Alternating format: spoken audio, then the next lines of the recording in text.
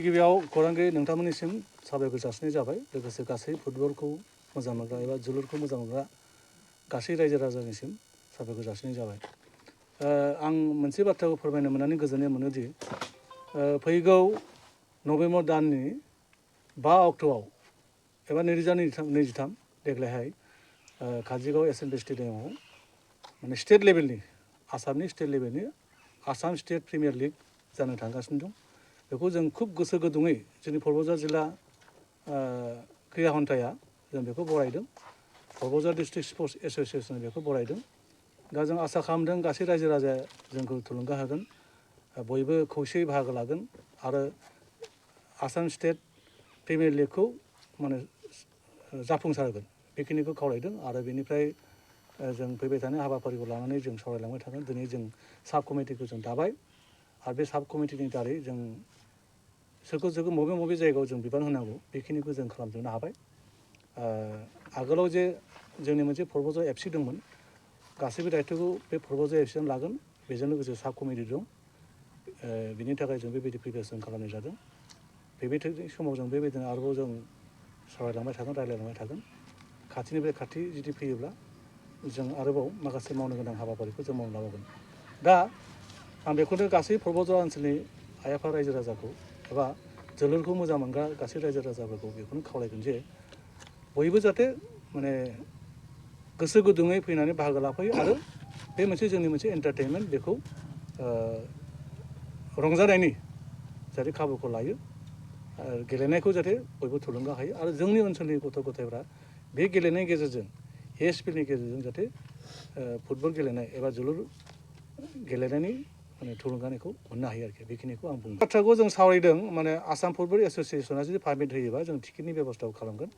दासिम जों बेखौ फाइनाल खालामनो हायाखै, माने बेसेबां बेसेनखौ लानाय जागोन बेखिनिखौ जों दासिम थि खालामनो हाथ'वाखै। बेखौ जों आसाम फुटबल एस'सियेसन सावरायनायनि गेजेरजों जों बेखौ खालामनाय जागोन।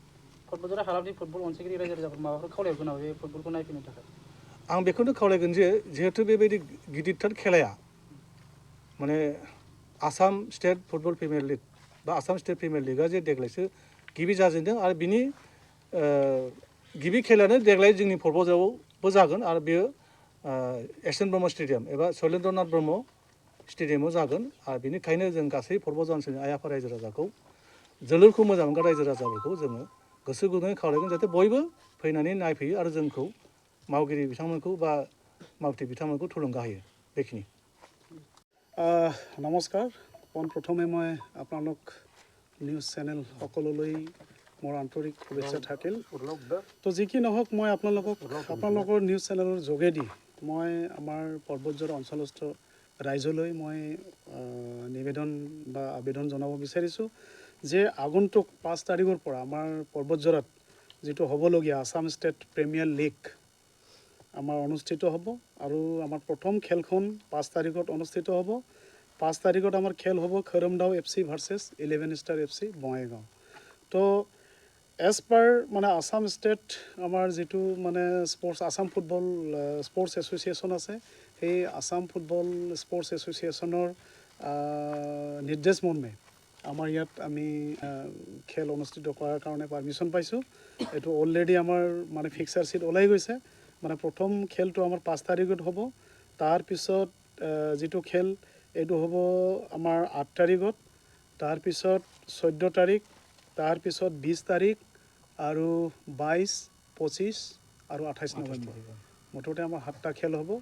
তো আপোনালোকৰ এই নিউজ চেনেলৰ যোগেদি মই সমূহ পৰ্বতজোৰাৰ ফুটবল প্ৰেমী ৰাইজক মই নিবেদন জনাব বিচাৰিছোঁ যাতে সকলোৱে জাতি ধৰ্ম বৰ্ণ নিৰ্বিশেষে বা কোনো তেনেকুৱা মানে পলিটিকেলি কিবা নাভাবাকৈ যাতে আমাৰ এই খেলখনত সকলোৱে আহে, সকলোৱে সহায় সহযোগিতা কৰে, আহি পেলাই যাতে আমি এই খেলখন যাতে সকলোৱে মিলা প্ৰীতিৰে যাতে আমি সাফল্যমণ্ডিত কৰি তুলিব পাৰোঁ, তাৰ কাৰণে পৰ্বতজোৰা জিলা ক্ৰীড়া সন্থাৰ তৰফৰ পৰা মই সমূহ পৰ্বতজোৰাবাসী ৰাইজক মই মানে অনুৰোধ জনাইছোঁ। তো এতিয়া অলৰেডি আমাৰ এইখন খেল পৰিচালনা কৰাৰ কাৰণে যিবিলাক আমাৰ সাব কমিটিৰ প্ৰয়োজন আছে, গোটেই সাব কমিটিখিনি আজি এই মিটিঙৰ জৰিয়তে আমি অলৰেডি মানে বনালোঁ। আমাৰ যেনেকৈ সাব কমিটিবিলাক লাগে আমাৰ গ্ৰাউণ্ড ছাব কমিটিৰ পৰা আৰম্ভ কৰি ৰিকমেণ্ডেশ্যন ছাব কমিটি, ফুডিং ছাব কমিটি, তেনেকৈ যিমান ছাব কমিটি লাগে অলৰেডি আমি বনালোঁ। আৰু আমাৰ যিহেতু অৰ্গেনাইজ আমাৰ 7টা মেচ যিহেতু অৰ্গেনাইজ কৰিম, এই 7টা মেচ অৰ্গেনাইজ কৰাত আমাৰ পৰ্বতজোৰা জিলা ক্ৰীড়া সন্থাই উদ্যোগ লৈছে আৰু আমাৰ সহযোগ কৰিব আমাৰ পৰ্বতজোৰা ফুটবল ক্লাবে।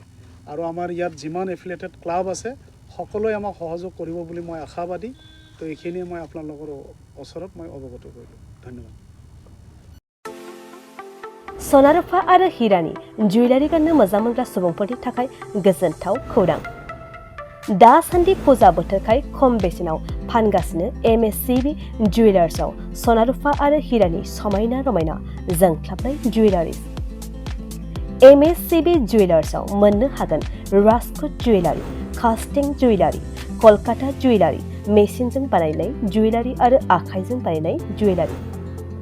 लोगोसेनो हाबा हुखायाव गाननो थाखाय सना आरो हिरानि समायना जुवेलारिसफोरखौबो मोननो हागोन। MSCB जुवेलार्सआनो दं क'क्राझार सहरजों नांजाबनाय क'क्राझार रेल गेटनि साखाथि वार्ड नं 5 बिबेकानन्द फर्टआव। MSCB जुवेलार्सजों थोंजोङै जगाजग खालामनोबो हागोन 9954273079 जानबुं अनजिमायाव।